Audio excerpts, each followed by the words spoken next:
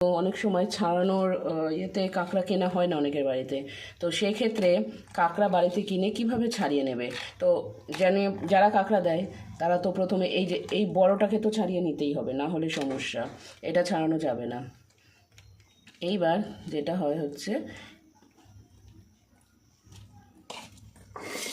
একটা নোড়া লাগবে, নোড়াটা দিয়ে প্রথমে নোড়া বা ভারী কিছু দিয়ে এখানটা একটা হালকা করে বাড়ি, এখানটা একটা দিয়ে এটাকে এরকমভাবে সহজেই ছাড়িয়ে নেওয়া যায়। আর এই পিছনের এইটা ছাড়িয়ে নিতে হবে, দিয়ে এইভাবেই কাঁকড়াগুলো ছাড়ানো যায়।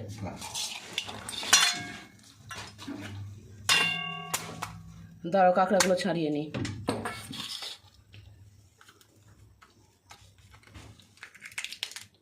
এই যে এভাবেই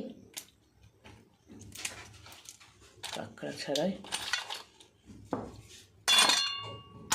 মাসিকে বলতে ছাড়িয়ে দিত, ওই তো হাড্ডিগুলো ছাড়িয়ে দিয়েছে। মাসিকে ছাড়িয়ে দিল ওখানে। হ্যাঁ, কাঁকড়াগুলোর গন্ধটা বেশ ভালো। হ্যাঁ হ্যাঁ, গন্ধটা ভালো বেরোচ্ছে। ধানের জন্য কাঁকড়াগুলো একটু কালচে কালচে টাইপের হয়।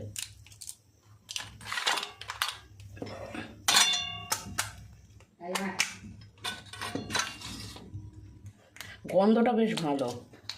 তাহলে একটু সাইজটা বড় না, বড় সাইজ হলে খেতে ভালো লাগে।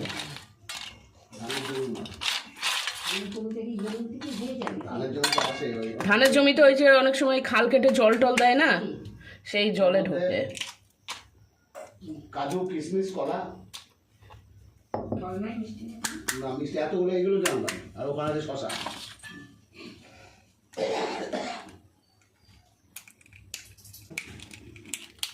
আর আজকে আবার তোমার মাছও, তোমার প্রিয় মাছ আছে। কি মাছ গো? না আমি তো কাঁকড়া খাচ্ছি, আমরা দুজনে। মাছটা কি করবো? মাছটা রেখে দিই, রবিবার হবে।